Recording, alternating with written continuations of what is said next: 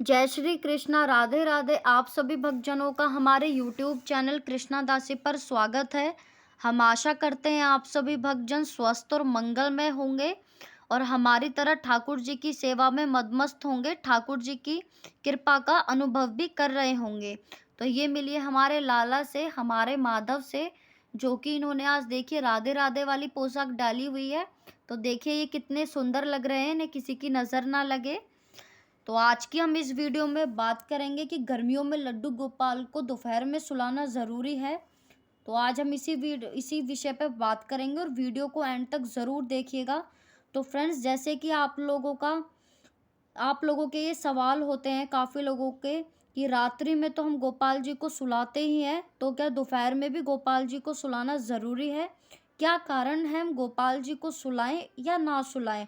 कोई पाप तो नहीं लगेगा या कोई अपशगुन तो नहीं हो जाएगा? तो ज़रूरी तो नहीं है हम गोपाल जी को सुलाएं। तो देखिए फ्रेंड्स, हाँ, रात्रि में सारी दुनिया सो जाती है तो भगवान को भी लोग सुलाते हैं। और कुछ तो कहते हैं भगवान है, इनको सोने की क्या ज़रूरत है, भगवान सो जाएंगे तो हमारी रक्षा कौन करेगा? तो ऐसे सवाल भी काफ़ी लोगों के होते हैं। तो देखिए ये बात तो कहने वाली होती है, ईश्वर को हम जो करते हैं वो क्रिया होती है और बाकी तो ये जगत के मालिक हैं, सारी सृष्टि के पालन करता हैं, सारी सृष्टि के पालनहार हैं।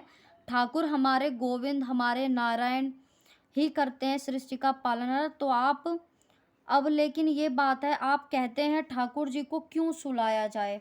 तो आप मंदिरों में भी जाकर देखते होंगे, उधर ठाकुर जी को सुलाया जाता है, स्पेशल बेड लगाया जाता है। ठाकुर जी के अलावा भी अन्य देवी देवताओं को भी सुलाया जाता है। रात्रि में ठाकुर जी को विश्राम कराने के लिए जो ठाकुर जी हैं रात में तो विश्राम करते ही हैं, लेकिन अब आप कहते हैं ठाकुर जी को दोपहर में क्यों सुलाना ज़रूरी है? तो हम इसी विषय में बात करेंगे। तो देखिए, जब व्रज में प्यारे लीला करते थे तो यशोदा मैया जो थी गोपाल जी की इस प्रकार सेवा करती थी। तो प्यारे सुबह जाते थे वन लीला करने के लिए। तो अगर आपने भागवत सुनी हो, ठाकुर जी की भागवत पढ़ी हो, तो आपने देखा होगा प्यारे वन लीला करने के लिए जाते, सब बाल गोपाल भी इकट्ठा हो जाते और वन में गैया चराने जाते थे। तो दूर दूर तक प्यारे गैया चराने के लिए जाते थे और वहीं पर वन भोजन किया करते थे।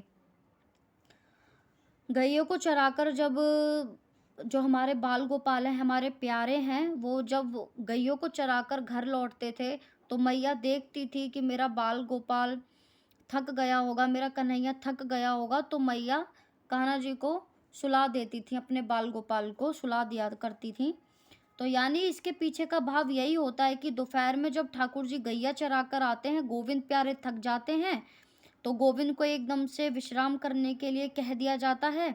सारे दिन आपने मंदिरों में भी देखा होगा कि सारे दिन प्यारे खड़े होकर भक्तों को दर्शन देते हैं, भक्तों को आनंद देते हैं। अपने भक्तों को आनंद के लिए प्यारे पूरा दिन खड़े रहते हैं।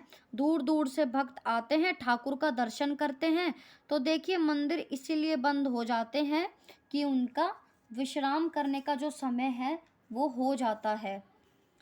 और यही भाव है ठाकुर जी के पीछे का कि हम जो वो थक जाते हैं जब गैया चरा कर आते हैं, जैसे आपने बच्चा देखा होगा खेलते खेलते थक जाता है, तो उनकी मैया उनको सुला देती हैं।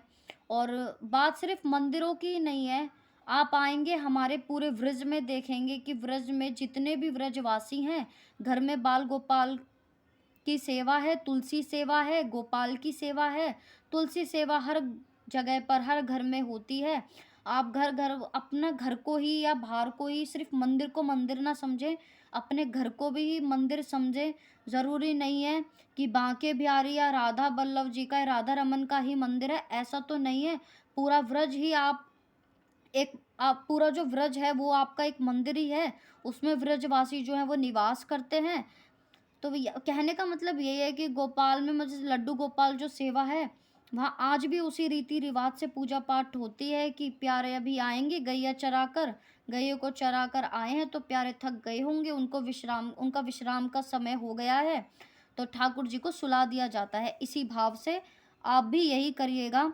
अब प्रश्न ये भी उठता है और क्वेश्चन भी यही लोग काफ़ी करते हैं कि दोपहर में काफ़ी लोगों का मतलब प्रश्न है कि प्यारे को हम दोपहर में सुलाएँ ठाकुर जी को या फिर किस टाइम सुलाएँ? तो विश्राम आप इस वक़्त कराएँ। ज़्यादा से ज़्यादा आप यही करिएगा कि ठाकुर जी को जितना जल्दी हो सके उतना जल्दी ही भोजन कराएँ।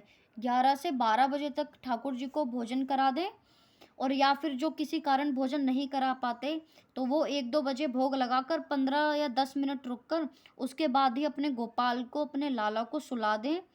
और जो आपका मतलब आप वो भोग लगाते हैं, भोग लगाने के बाद उनसे यही कहिएगा कि अब आपके विश्राम करने का समय हो गया है। उनकी जितने भी आपने देखा होगा, ये जो पहनते हैं, जो बंसी हो गई उनकी, और उनके जैसे कि काफ़ी सारी ज्वेलरी वगैरह जो होती है उनके श्रृंगार की, उनको उतार कर, और जो भी उनका सामान है उनको उतार के उनके हल्के वस्त्र धारण करवा कर उनको विश्राम के लिए कह दें।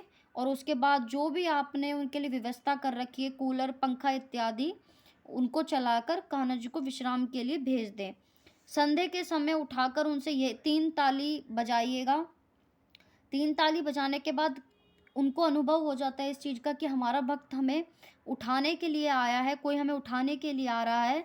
तो 3 ताली बजाने के बाद आप गोविंद को उठा लें। उसके बाद दिया, जैसे कि आप जो डेली रूटीन में करते हैं, अपनी जोत बत्ती वगैरह कर कर, दिया जलाकर, भोग लगाकर, आरती वगैरह कर कर उनके साथ थोड़ा-सा खेलें, कूदें। उनको अच्छे से प्यार, लाड, दुलार के अच्छे से रखें।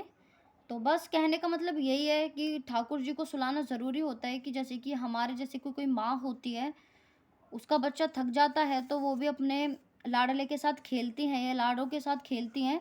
तो इस बात का ज़रूर याद रखिएगा कि उनको सुलाना ज़रूरी होता है, क्योंकि हमारे गोविंद थक जाते हैं। तो आशा करती हूँ आपको ये छोटी-सी जानकारी अच्छी लगी होगी। लाइक, शेयर, कमेंट कर कर मुझे ज़रूर बताइएगा। तब तक के लिए राधे राधे।